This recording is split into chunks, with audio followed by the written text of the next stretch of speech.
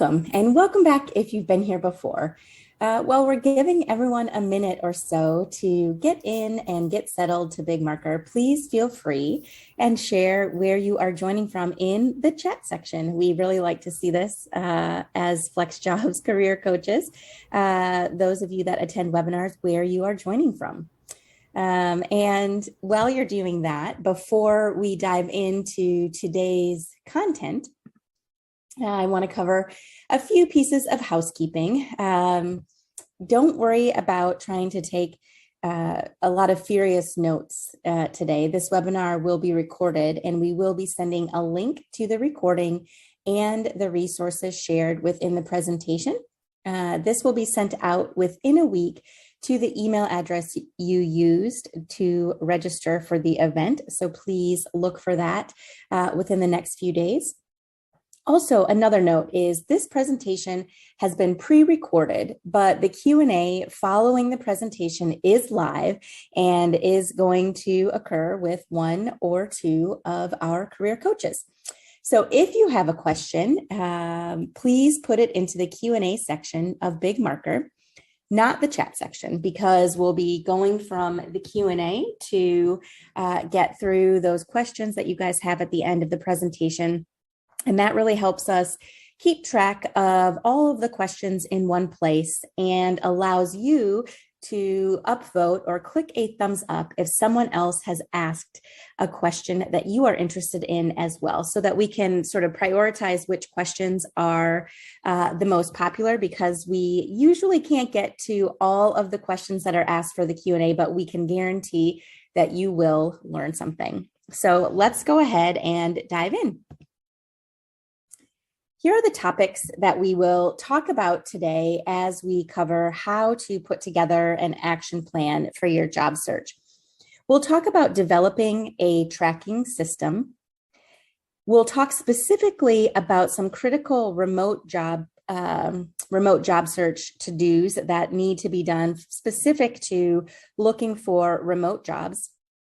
We'll talk about the importance of testing and evaluating your job search strategies and tactics. And as I mentioned, we will have an audience Q&A. All right, so why do you need an action plan? Because job searching is so simple, right? You just apply to a job and that's it. You'll get a job and you'll be done. For those of you that have been in a job search for a while, you know that it's not exactly how it goes. So your job search does need accountability, focus, and strategy. Are you blindly throwing darts at a board or approaching your job search with the strategy of a chess player? The job search process can certainly feel daunting and overwhelming, and a lot of times it's hard to know where to start or if you are doing the right things. So instead of just attacking it blindly, let's think of how you can be strategic and intentional to help yourself feel like things are more manageable, and you can eliminate some of the frustration that comes with searching for a job. This is why an action plan is so important and so helpful for you as you go through your job search. Now, what is your ultimate end goal in your job search? That is the first thing that you want to identify. Is it to switch careers or industries, to find a job with a higher salary? Do you want to work for a specific company or organization? Are you looking to land something that is 100% remote? Maybe you had the opportunity to transition to a 100% remote role during the pandemic, and it has shifted to back into the office, or will be shifting to back into the office shortly. And maybe you want to keep working 100% remotely. You want to start your job search with the end in mind. I'll repeat that again. Start your job search with the end goal in mind.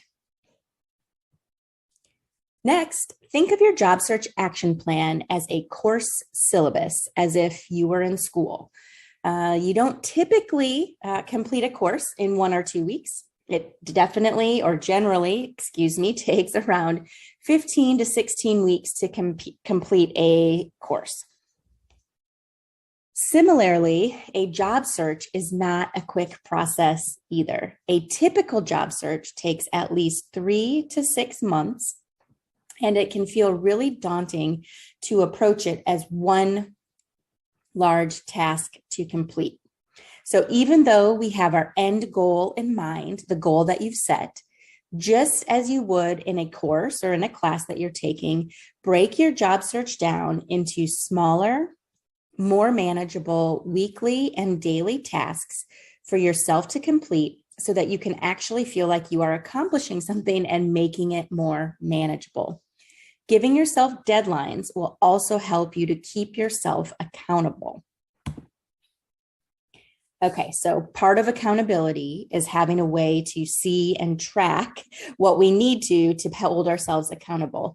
So staying organized throughout your search is extremely important. So let's talk about this tracking system and what it looks like or what it might look like for you. You definitely want to keep it simple. The system that you develop or use should be one that you will stick with. This is going to be different for everybody. Some people will work really well in a spreadsheet and to have columns and rows and to have a lot of information all on one sheet that they can look at. And we'll go through an example of that a little bit later. Some people might put all of their job search activities into a specific email folder or even a folder that's on their desktop. Others will use paper files, and some people, myself included, might use a combination of some of these approaches. But the bottom line is, you know you, and you want to use something that's going to work for you and how you can stay focused and clear in what your goals are. The next step that you're going to do is to identify key activities to complete to get to your end goal. Whether that is skill building, if you've identified some skill gaps or technology gaps or whatever that might be for the type of job you are going for, skill building may be one of your key activities. Company research is always a smart activity to include in your job search action plan. It's important for a lot of people, probably you included, to find a good fit, not only in the job they are seeking, but also in the company. So company research can serve to help you find that, as well as other connections that you might know at the company, etc. Other key activities include things like submitting applications, resumes, and your cover letter, as well as networking. In general, you might need to kind of do an examination of your digital profiles to include LinkedIn or any other social channels that you use, LinkedIn in particular, to make sure that it is positioning you in the way that you need to position yourself for your future job, for your end goal. Then what you want to do is set realistic goals for each day. Now, this again is going to vary based on you, what you have going on in your life besides the job search, which for many people includes working full-time, taking care of kids or their family, or being a caregiver to a parent or something along those lines. So you've got to set realistic goals for yourself for every day of your job search. You might not be in a position where you can put a job application out every single day because you're working 70 hours a week and you've got kids that you're running to activities and whatever that might be. So the goals that you set for each day, you do want to have, maybe some numerical target, like completing one application in a certain time frame. Maybe that is a day. Maybe it's every other day for you.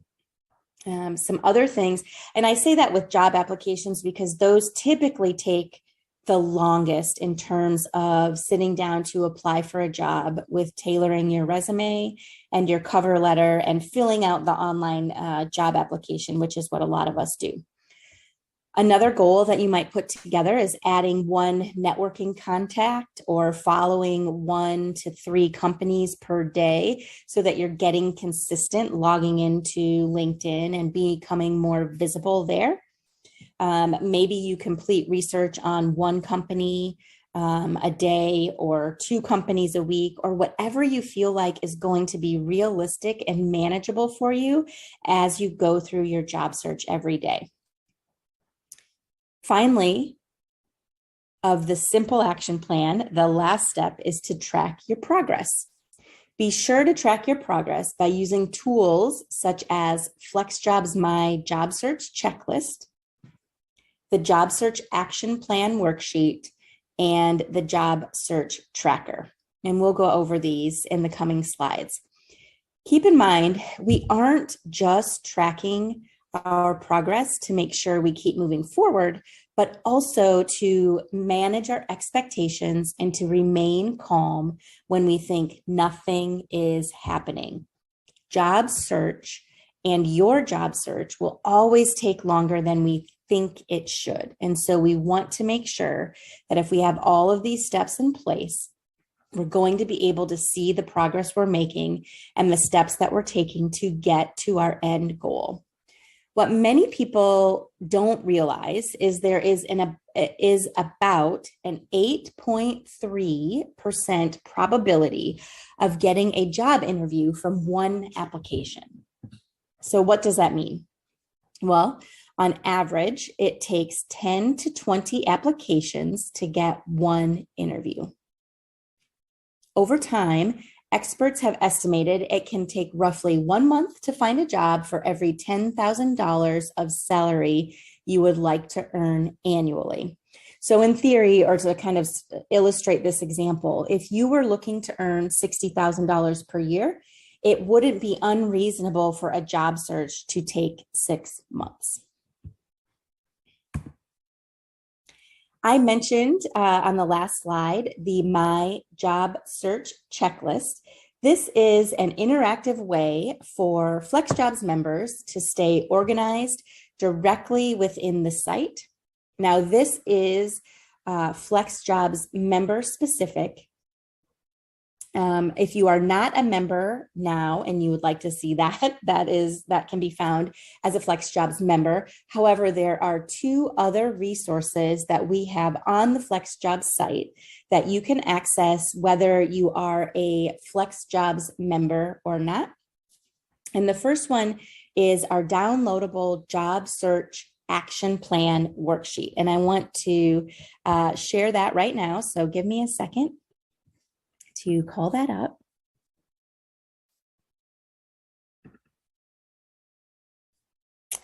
All right, so the job search action plan worksheet. Let's see, maybe I can make this a little bit bigger for us.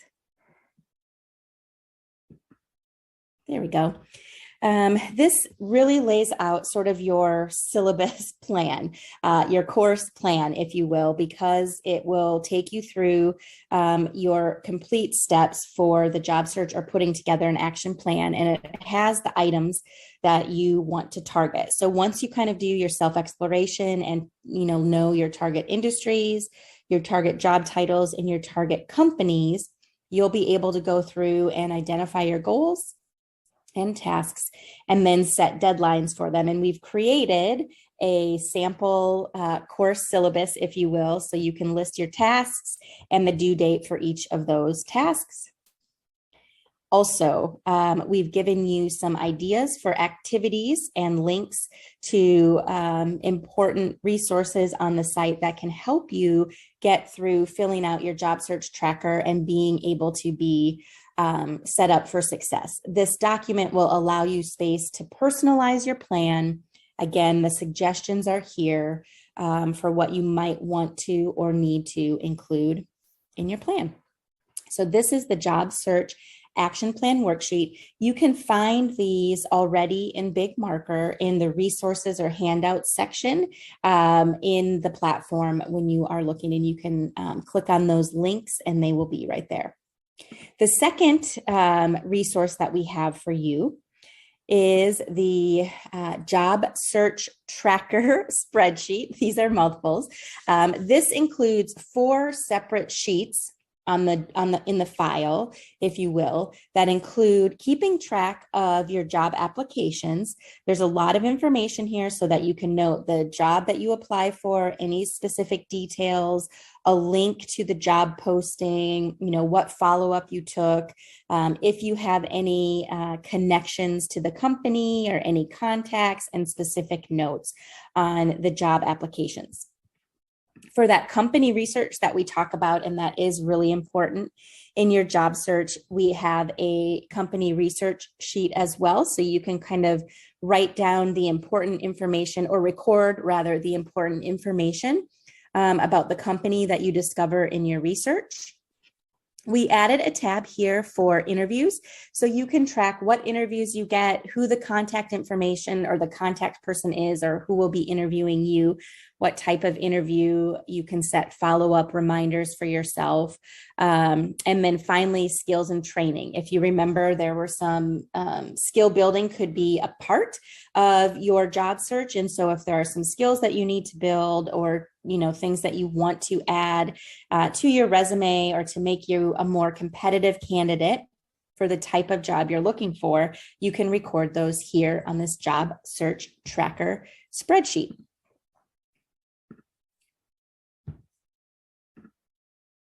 All right.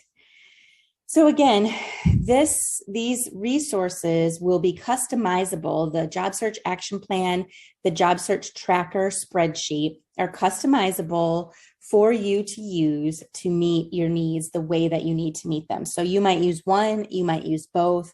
You might use the job search checklist on the FlexJobs site. That's definitely an option as well. So those are the things that you want to keep in mind as you are putting all of the pieces together to organize and create your action plan. So I mentioned one of the topics we would talk about is remote job search to-dos. And while the remote job search is similar to traditional job searches, there are some critical steps in the process that can improve your chances of landing a remote job. So first, you want to target your job search. And while you want some wiggle room in that search, it is important to do an internal assessment. What types of jobs, industries, work schedules, and amount of remote schedule do you want? Knowing this will help ensure that you don't feel overwhelmed with too many options, because you'll be able to find full-time hybrid work, full-time remote work, different industries, part-time of each of those. There's lots of different iterations of remote work. So it's really important for you to know what you want going into your search. In addition, as you search, it's imperative to know that just because a position is remote, it doesn't necessarily mean that an organization can hire you based on where you live. People tend to think of remote positions as the same as work from anywhere jobs. When I started working remotely or looking for remote jobs, I thought that was true. And although there are work from anywhere jobs out there, the reality is actually that 95% of the remote jobs our job researchers find actually have a geographic requirement. This could be a specific city, a specific state, country, or even a particular region of the country. So if you're searching for jobs on FlexJobs, be sure to always list your location to see positions hiring where you live. If you're searching on other sites, pay special attention to any location requirements listed within the job posting. All right, then what you're going to do is make sure that you customize your resume and cover letter every single time you apply for a job. Almost all, or I should say the majority of medium and large employers are using applicant tracking systems, or ATS for short, whether they're remote or brick and mortar. So your materials that you submit need to be tailored to match key terms and phrases from the job description each time you apply. And you should also highlight your remote, distributed team, and hybrid experience as well. Another thing that you want to do in your remote job search, we have it on here 3 times: network, network, network. And you know we talk about this a lot at FlexJobs if you have attended any of our other webinars. But with the same is true with non-remote employers, networking can be crucial in your job search. Things like grassroots networking, talking to people within your network and letting them know, this might be your personal network, your friends and your family, letting them know what you are looking for. When people know that you're looking for something, they generally keep you top of mind and can help you find it. LinkedIn has professional groups, LinkedIn does have groups. That is true. And you can join groups on LinkedIn with people who are looking for the same type of work, who are, project managers or who want remote work. There are many groups on LinkedIn, but also don't forget about any professional groups that you belong to or associations, to include, maybe alumni groups where you went to university or college. And you can do some informational interviews. There are a number of different activities that you can do to ensure that you are networking for the job you are looking for. All right, so we've talked about putting together this action plan and making sure we have something in place to track, right? But you can't just track. You have to evaluate your progress, because this is important to make sure you are making the right decisions, and it will allow you to see if you need to tweak anything as you're moving through your job search. So test, evaluate, and reevaluate. You want to spend at least 30 days in this test phase, networking, sending applications, following up with employers a week after you've applied, etc. All of those things that you need to do as part of your job search, you should do for at least 30 days. That way you're collecting data, right? Then evaluate what you're seeing. What is producing results? What isn't? Can you put more effort into what is being successful, or what activities you're doing that are producing results, and move off of what isn't for the next couple of weeks? And then check to see if you should add something in that you haven't been trying yet. So again, you've got your job search action plan, you've set your goals, you're going to evaluate to see what's working, what isn't, and then tweak accordingly based on the data you're seeing. Remember, a job search takes time, so continually evaluate your tactics to keep yourself moving forward.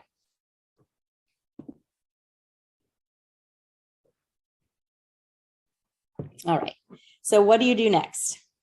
Review the different tracking resources that are available to see what appeals to you. Whether you use the job search checklist, the job search action plan worksheet, or the job search tracker, even a combination of them, or something of your choosing that you create yourself, or something that somebody else has given you, develop and use and utilize a tracking system that will work for you. It needs to work for you. The end goal is to keep yourself organized and moving forward. Work your system for 30 days to see what's working and what isn't working, then make adjustments where necessary. And finally, if you need more support, our team, the career coaching team, does offer a wide variety of services to FlexJobs members and non-members, and we have more information on our site, and we can give you a link to that in the chat if you want as well. Okay, before we go into the questions, I do want to give a few reminders as we wrap up. A copy of the recording and the resources presented are going to be emailed to you within the next few days. Please check your spam folder if you do not see them. We always recommend going to the flexjobs.com blog for any other resources or tips that you need for any point in your job search. This is available to FlexJobs members and non-members. All right, so let's go into our questions. Please type them into the Q&A as a reminder and not the chat section. Feel free, as always, to give a thumbs up to anyone else's questions you'd also like answered so that we know how to prioritize those questions that we answer with the time that we have left.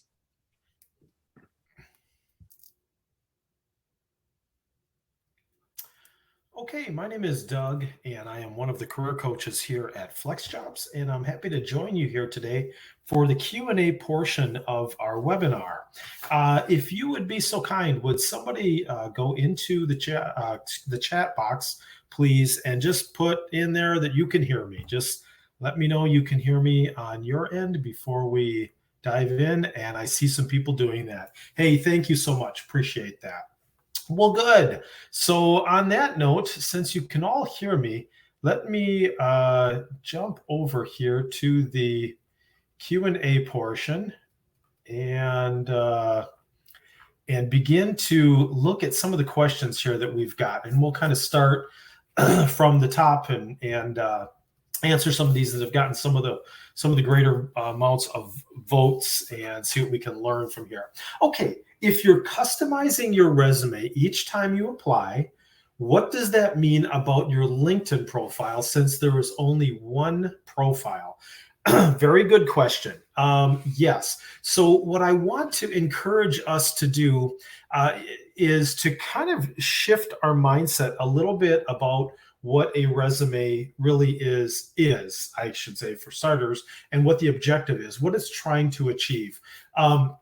So your LinkedIn profile definitely is going to, I shouldn't say definitely, but in many cases, it's going to have a lot more information about you. It may have, if you've got a long career, perhaps it goes back, 20 years or something of that nature. You've got a lot more information about you on your LinkedIn profile, and that is just fine. But the purpose of a resume, and some time ago, years ago, a resume used to have more of a tendency to be a big picture of everything that you've ever done, right? And so it would go back, if you've been working for 20 or 30 years, it might go back 20 or 30 years and talk about all of the things that you've done, whether they are applicable to the role that you're applying to or not. Really, today's standards are that a resume is a very targeted piece of information about you that is targeted toward that particular position that you are applying to.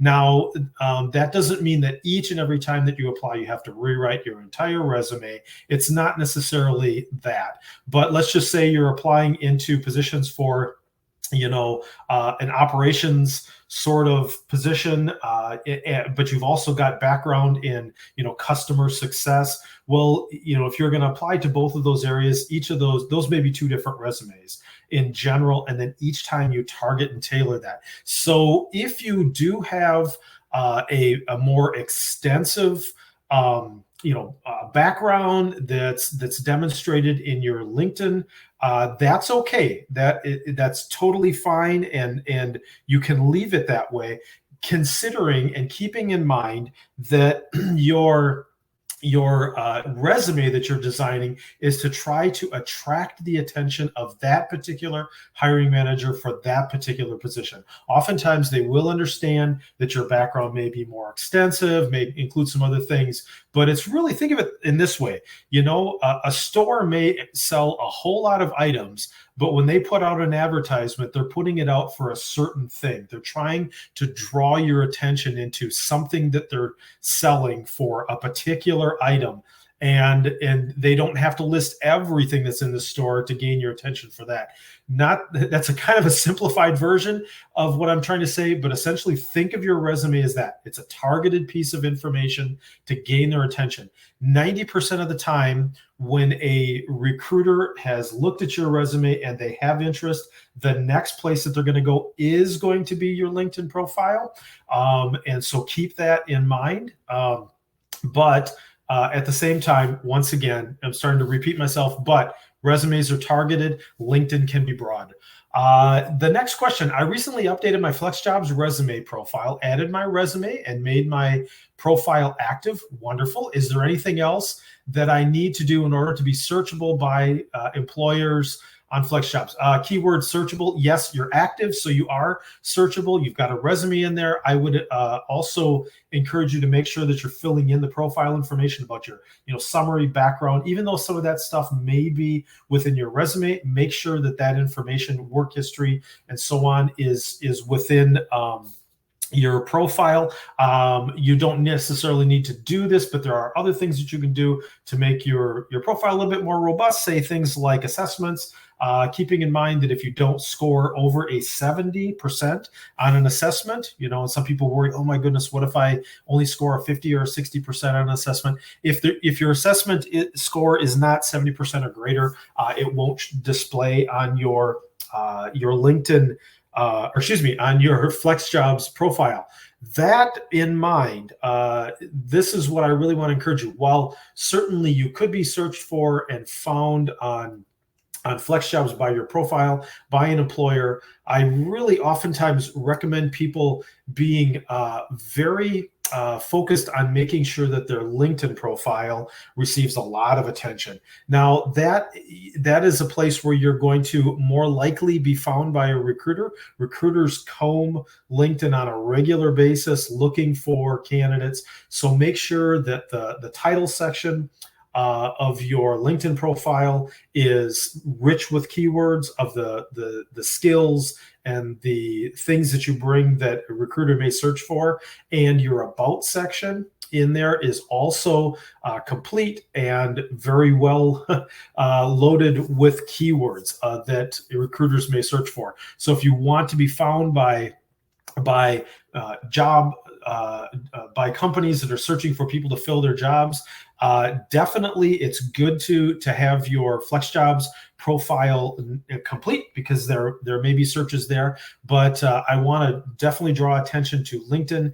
It is certainly the premier sort of social media tool for job search. Make sure that your title and your about section are loaded with keywords of what you bring, as well as your picture there. Oh, and answering that question, yes, I definitely think it is good to add a picture, not only to your LinkedIn, but certainly to your FlexJobs profile as well. It just gives a picture of things being more complete. Somebody that is, in tune to the details, and that can speak some volumes to employers that are looking through there for people. Do e-skills tests help in building my profile in FlexJobs? Can employers see the scores?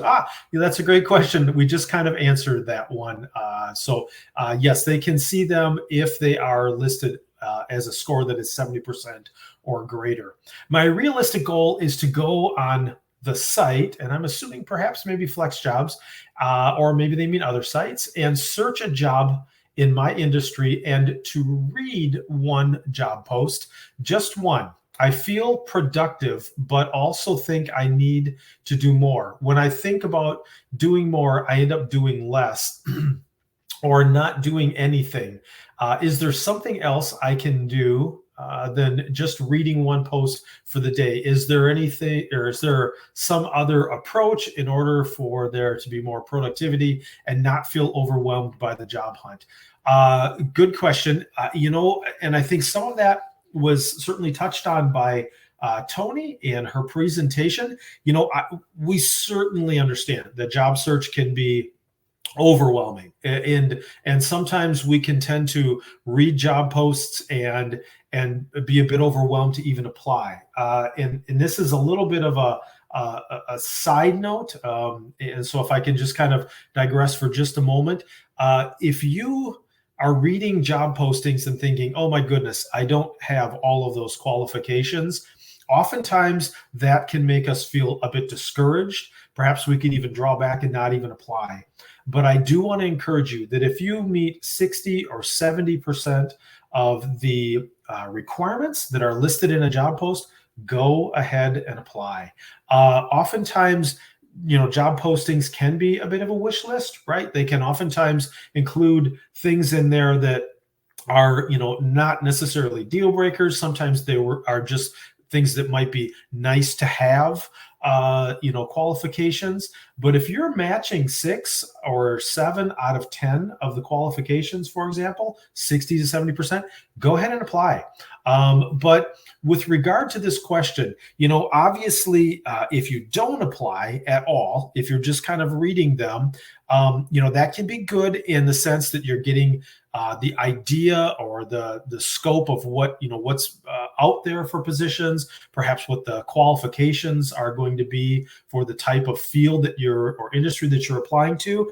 So there can be certainly some things you can learn. You can also find out if there's a consistent skill that they're looking for that perhaps you don't have. And in that case, maybe you look to someplace like Skillshare, Udemy, Coursera, something of that nature to build your skills. And maybe it's a software that you need to learn that seems to be consistently mentioned. So yes, definitely from the reading a job post, you can learn some things and begin to make a list of some things that maybe you need to build your skills on. So that's definitely one piece of that. But I just want to encourage you that if you're reading but not applying, it's going to be difficult to get some traction in your job search. So maybe start to submit some of those applications, see what kind of a result you get. Maybe you can learn something from that. Perhaps you get an interview and it begins to give you some opportunity to practice some of those interview skills. I would also in that time begin to work on tailoring that resume and using keywords from the posts that you're finding to tailor that resume to include them in a key skills section of your resume. Work on your cover letter, polish that up a bit. Here's an encouragement. Try to make one networking attempt each day. So it might be a previous coworker or somebody that you worked with in the past, or maybe it's somebody on LinkedIn at a company that you've been researching. Maybe it's a friend or family that maybe works at a particular company, or just maybe making people aware, hey, I'm in the job search right now. If you know of something, I'd love to hear about it. But if you can make one contact a day, just sending out a note, an email, a text, maybe in Slack, you join a Slack group, or on LinkedIn, you send a message. Even that, the little things that you do, and if you can do just a slight bit more each day or each several days, or perhaps even each week, it will begin to build momentum. And then when you start to see things happen a little bit, even, small victories, celebrate those. And that can help to build the momentum and the encouragement that you're on the right track and that there is potential in your job search. There is light at the end of the tunnel, right? There are opportunities out there, and we just need to move toward them as best as we possibly can. Okay. I've applied to a few jobs in the past few days. In several of the emails, it already says we'll contact you within 30 days. It makes follow-up feel impossible. Thoughts on this? Yes.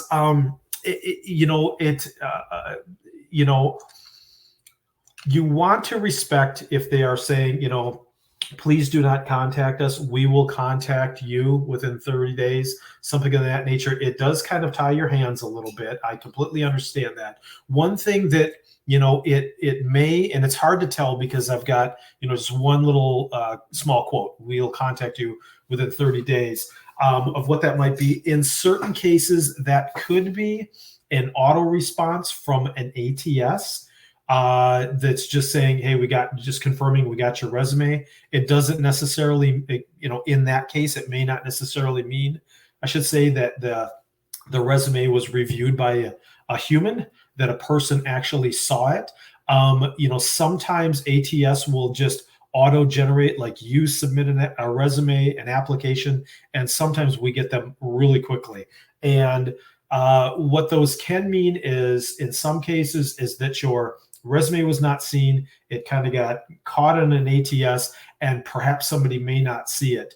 In some cases, depending upon what the content was in the email, what the job is, your situation, did you tailor your resume prior to, what was the application process, all that sort of thing. So there's a number of variables and factors in here. I say all that to preface this. At times, it can be beneficial to go back, tailor your resume, to make sure that you're including the keywords, and in some cases, even resubmit your resume in a more tailored fashion. But yes, indeed, it can kind of limit your abilities to follow up. But if they, do not follow up, then by all means, it may not be a bad idea in a week or two. Understand that you folks had mentioned you'd follow up in 30 days. I just wanted to reiterate my interest in the position, or perhaps you follow up with an additional bit of information. I forgot to mention this in my cover letter, or in my resume, but I also bring this particular skill that is really applicable to the job that you're, looking to fill, so on and so forth. So giving yourself another reason to touch, reach out, that sort of thing. Regarding targeting the job search location, if we are open to relocation for the role, i.e. hybrid role, should we add that somewhere on our resume? If so, where's the best place to do so? Thanks. Good question. So at the top of your resume, you're typically going to have your location. So if you live in, Boise, Idaho, or something of that nature, it's going to be at the top of your resume. Oftentimes when I'm redoing resumes for my clients, I will, I may do something like Boise, Idaho, open to relocation. Or if you're applying into a particular location, that you're going to be moving there, it's Omaha, Nebraska, right? You may say something like planning relocation to Omaha, Nebraska, or something of that nature, or even willing to relocate, is anything like that at the top of your resume. Additionally, when you send in your cover letter along with your resume, which I encourage you to regularly do, unless they specifically say do not submit a cover letter. When you send that cover letter, you may want to mention that in your first or second paragraph. I'm planning a relocation to this area, or especially if there's something that's a draw for you in that area. I have family in the whatever area, and I'm planning a relocation in next month to be closer to them. This is and then begin to talk about your excitement for that position. So yes, 2 locations, top of your resume, relocation, and also within your cover letter. Let's see. Okay. Looking for something that's going to be, we've got time for about one more question here.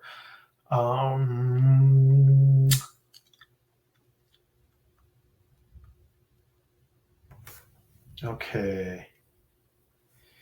Well, this is a quick one. Can you kindly repeat where we can find the job tracker spreadsheet? If you look within the resources section of Big Marker, you should find a link to a resource that actually has a number of links within it. It's our samples, templates, and scripts. You'll find that in there, and I would look for it in there. There's going to be a bunch of links in there. Okay, here's a good one I think we can answer real quickly. Do recruiters read cover letters, and how short or long should they be? Some yes, some no. It's about as clear as mud, right? About 50% of hiring managers will read cover letters. There are also hiring managers that if a resume is not accompanied by a cover letter, they won't read the resume. The problem is we don't know who is who, right?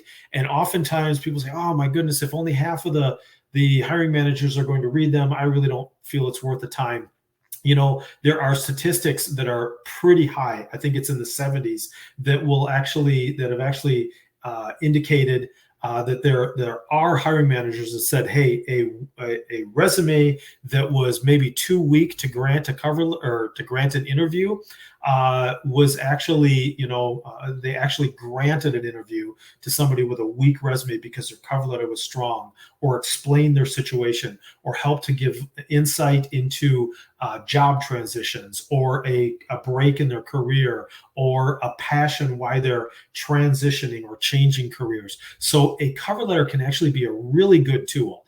Whether half of them read them or do not, I would still say include one. The other thing to keep in mind as far as the question about how short or long, one page, no longer than one page, typically 3 or 4 paragraphs, an introductory paragraph, 1 or 2 paragraphs in the body of the cover letter that explain your qualifications, tie your background right to requirements that they've got that they're listing in the job description, including keywords from their job description, and then a conclusion paragraph that wraps up asking and expressing your interest in an interview, asking for that interview, so on and so forth. So yes, one page, and definitely not longer than a page for a cover letter.